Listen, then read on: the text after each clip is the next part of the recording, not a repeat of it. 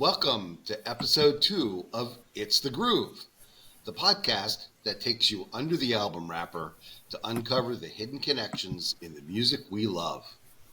I'm the intern Dave, and as always, I'm joined by the CEO of It's the Groove, Kelly. Hi, Kelly.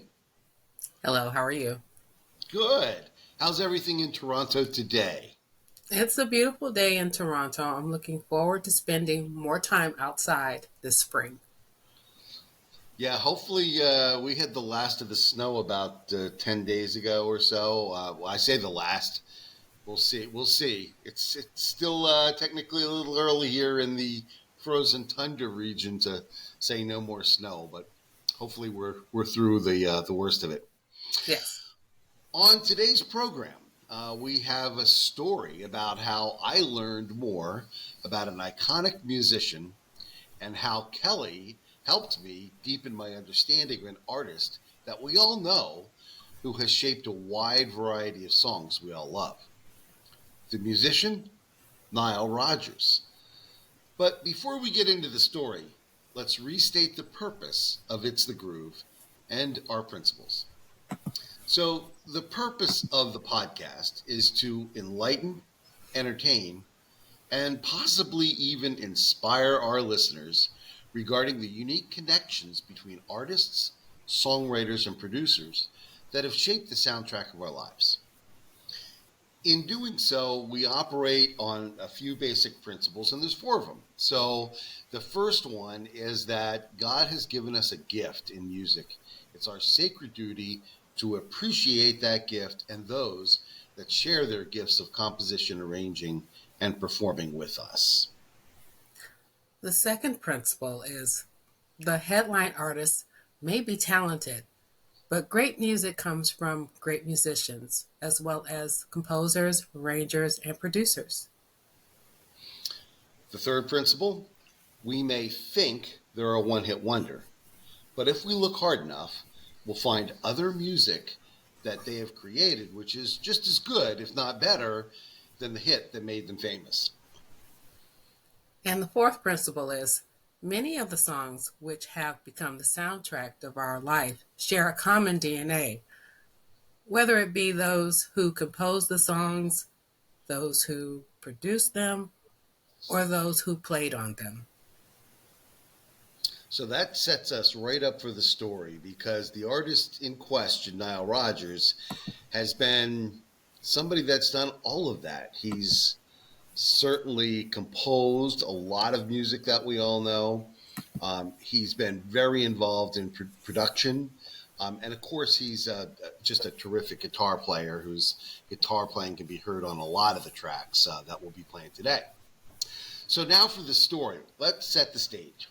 It's August of 2022, and I'm going to my very first Duran Duran concert. And Kelly, how many Duran concerts have you been to? I've been to 21. Oh, all right. So I was the rookie, and as such, I'm maybe not as well prepared as you would have been to understand what's going on. So the opening act is Chic, and I'm like, oh, that's cool. I love the old Chic tunes back from the disco era of the 70s. So the set begins with this one, and I'm sure you all will recognize this one.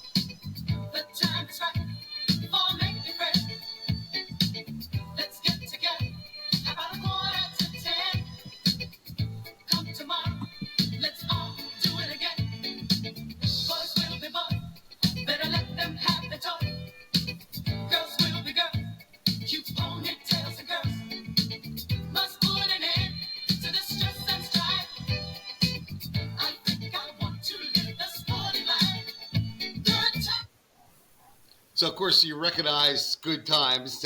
Tell me, Kelly, did you ever remember dancing to that one? Well, it's a very good song to skate to, and as kids we did a lot of skating at rinks, and also Sugar Hill Gang did sample it for Rapper's Delight.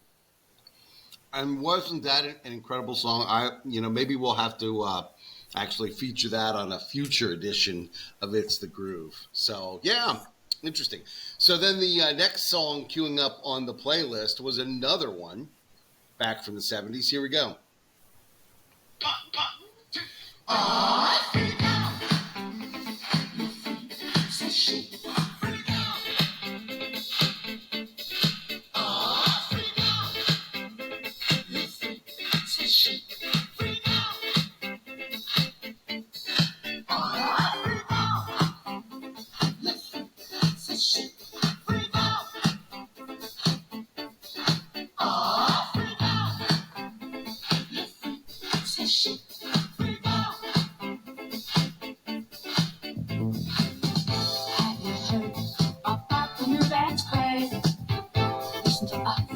I'm sure you'll be amazed. Big fun to be had by everyone. It's up to you. Sure they can be done. Young and old are doing it, I'm told. Just one try, and you too will be sold. It's called a freak. They're doing it night and day. Allow us, we'll show you the way. Aww. So yeah, that's one that I find myself when we're playing these that I'm like starting to sing along with them. So if I do, Kelly throws something at me and stop me from singing. So, Oh, but I will. yeah, okay, all right. So then the next one on the set list is another one that y'all remember. Here we go.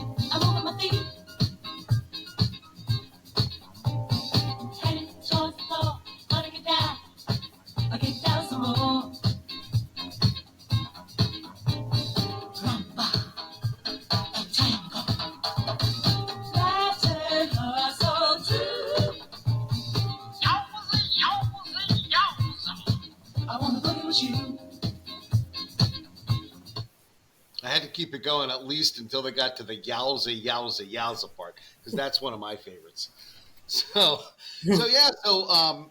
listening to these songs, getting up and dancing, enjoying the groove, and as they're kind of wrapping up their set, I remember like, well, this is fun, but what does it have to do with Duran Duran? What's the connection?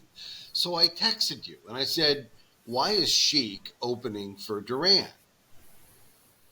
And I told you that Chic was a major influence for Duran Duran. Duran, when they started, they wanted to be a combination of Chic and the Sex Pistols. Duran was very much inspired by Chic's groove. I was relating that story the other day to some colleagues, and they're just like their mouths dropped open when I said like a combination between Sex Pistols and and Chic, and they're like, what? So yeah, so anyway, what I think is interesting about that is, let's take a listen to a couple of the songs that Nile worked with Duran Duran on. What was their first collaboration? First collaboration was the Reflex. Nile remixed it for them. So they had already released it? No, it was an album track. It was on the album, but it needed a little something more to be a single. So they asked Nile to remix it. All right, let's check it out.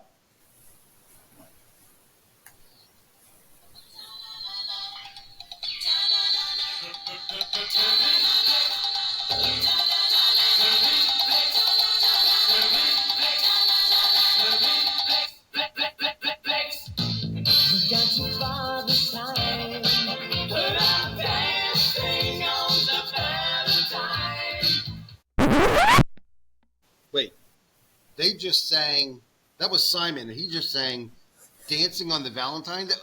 Isn't that your Twitter That's my handle? Twitter handle. Yes. Tell me about that. I wanted to put dancing on the Valentine, but you know, you don't have enough. It was too many characters. So I just changed it to Dancing Valentine. Isn't that an amazing song? Love that Yes. song and love that line. And so, listeners, if you're ever looking for Kelly on Twitter, just look for Dancing Valentine, and that's how you'll find her. So, what else did Nile do with Duran? He produced the Wild Boys for them, that single, and he also produced Notorious, their album that was released in 1986. He also played guitar on some of the songs on that album because Andy Taylor, the lead guitarist, left the band for his solo career. Well, let's play a little of Notorious and see if we can pick that out. Notorious, notorious.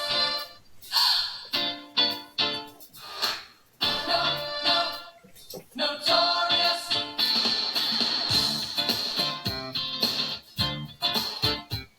Okay, that part right there, I'm going to play a little bit more of the song, but that part right there certainly sounds like his guitar playing. Is that him on the rhythm guitar part there? I believe so. He's playing it in the video. So Yeah. All right, let's listen a little bit more.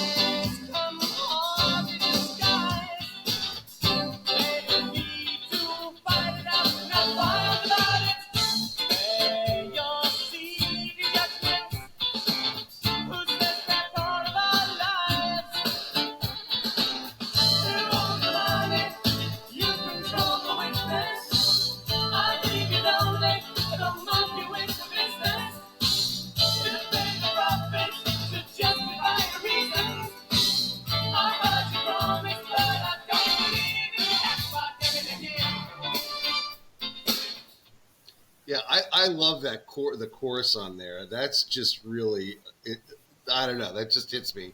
I had to play it at least through there. So Nile actually became kind of a part of the band, huh? yes, he's considered a honorary member of the band. Interestingly enough, that album, Notorious, got them on Soul Train. Really? Yes, they performed two man. songs on Soul Train. Gonna have to dig out the YouTube video of that later and then play that. So Yeah. So did Nile have any further collaboration with Duran? Oh yeah, he worked on an album called Astronaut with them, and he's also worked on an album called Paper Gods. And recently, as of last year, 2023, he worked on Black Moonlight from the Dance Macabre album. Gotcha. You pronounced that well. I'm always struggling over that word. Yes. So let's play a track off the Paper Gods album, and this one's Pressure Off.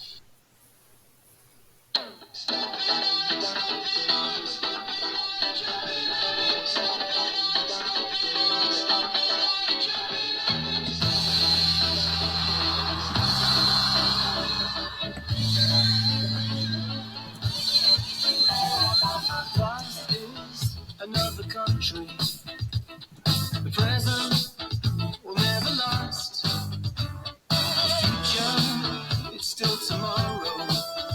Are we moving too fast? Searchlight the crowd, I fix on your face. I know it well, but it's a dream I can't place. Something is happening to me. Maybe it's happening to you. Everybody, everywhere, feeling in the air. Oh yeah, it's time to take the pressure off. Everybody, everywhere, step out into the future. It's time to take the pressure off. All right. Interesting story for me. I'm not the big Duranie that you are, and I think that album was released 2015. Does that Yes. sound right? Yes. Okay. And I think it was shortly after that that the song showed up on one of my playlists. I don't think it was on Spotify yet, but somehow it popped up on a playlist, and I immediately heard it. I'm like, oh, I love that.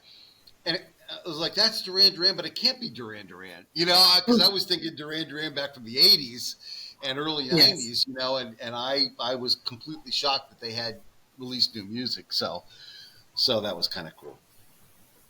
Any other Yes. Nile and Duran stories that you want to dive into?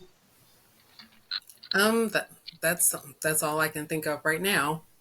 All right, so the Chic set list continued, and we're starting to get into some of the other songs that Nile wrote and produced for some other artists, and again, all of which you're going to know. So here's the first one.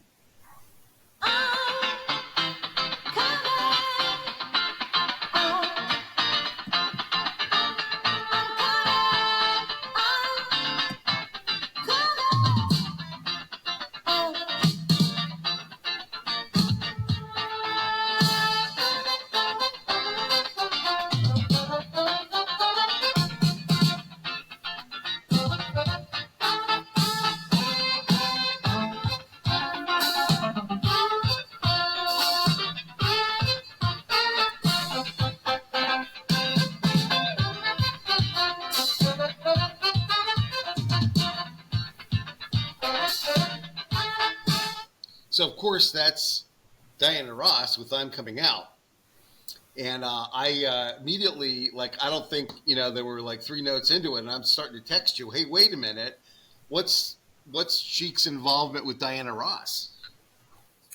Well, Diana album was written and produced by Nile Rodgers and Bernard Edwards. The entire album. Now, it's interesting because when I was listening to that, you could definitely hear that rhythm guitar. I mean, he has kind of a very distinctive sound. Yes. So that was part of it. So he wrote that, he played on it, and he produced it. Yes. Now, how was that song? Like, was that something you guys used to listen to? When you were growing up? Oh, that Diana album was in heavy rotation in my house when I was a kid. Sounds like you had a nice house to be involved in. Good music. Yep, good music. Yeah. Good job, Mom and Dad. So the other thing is that song has become, it's kind of transcended popular music and really became an anthem. And so did the next one, maybe for different reasons. Here we go.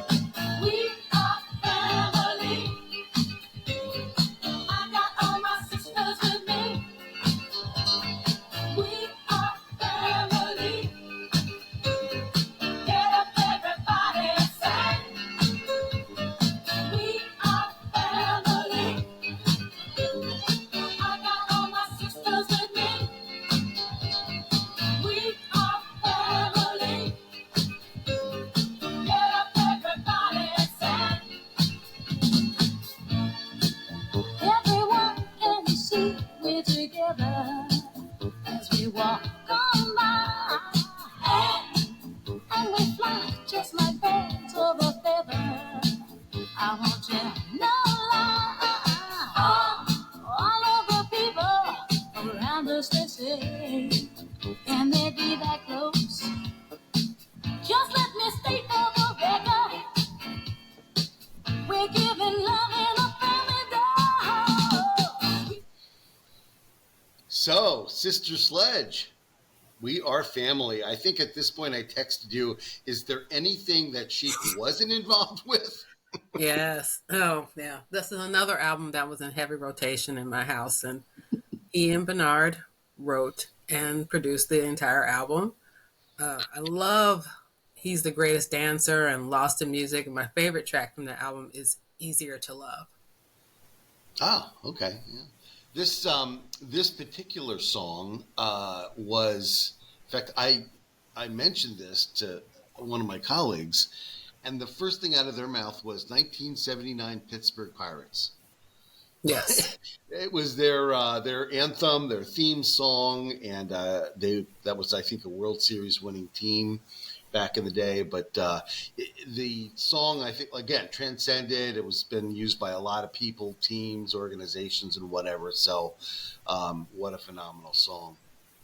So then the set list continues, and I'm like really can't even sit down because I'm too busy dancing to all these great hits, including this one.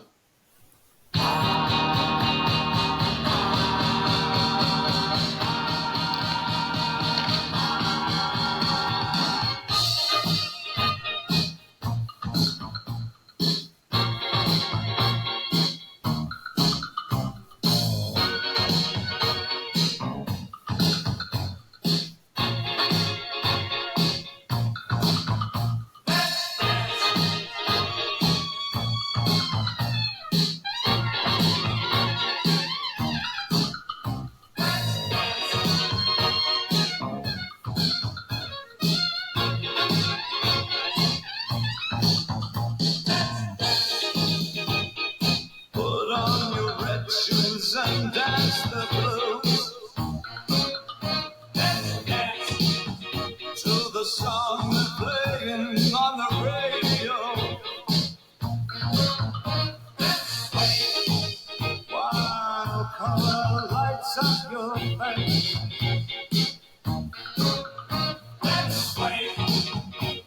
Sway through the crowd to an empty space. If you say run, I'll run with you. If you say hide, you'll hide. Because my love for you would break my heart in two. If you should fall into my arms, tremble like a flower. So this one really astonished me, and I'm like, why are they playing Bowie, Kelly? What's going on? And I couldn't believe you did not know this, but Nile Rodgers produced Let's Dance for David Bowie. Yeah, that's why I'm the intern and you're the CEO.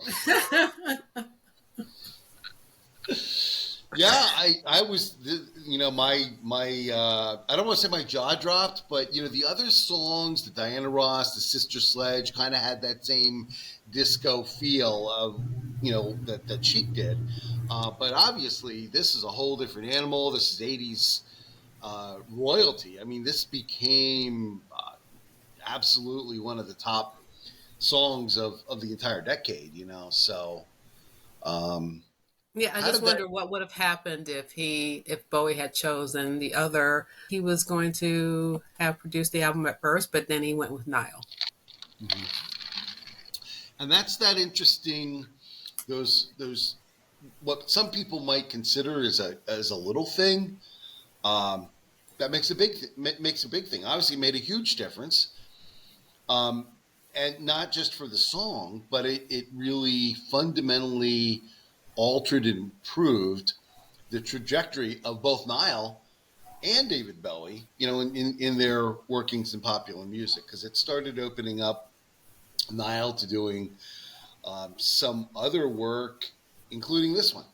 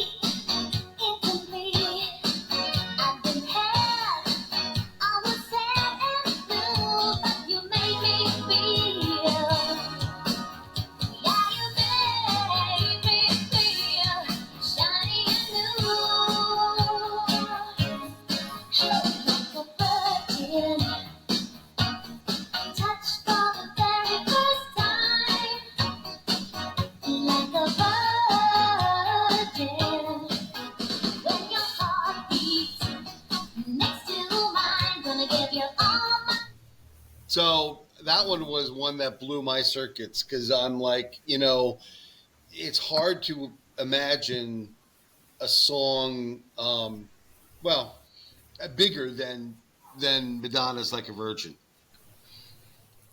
Yes. Madonna wanted to work with him because of Chic and Let's Dance. And she met him at a club. And when Niall met her, he was like, she's a star, and instantly wanted to work with her. So the Yeah, stars aligned there. absolutely. Yeah, and because a lot of people today, they associate Madonna with the last, 40 years practice. Well, not quite 40, but 35 years of all the work that she's done. But back at then, she was not the icon that she has become. So that work together absolutely propelled her into the stratosphere. So Niall kind of did that for Bowie and for Madonna, and helped make them the superstars that they became. So all right, so the set was winding down, and they played one more. Here we go.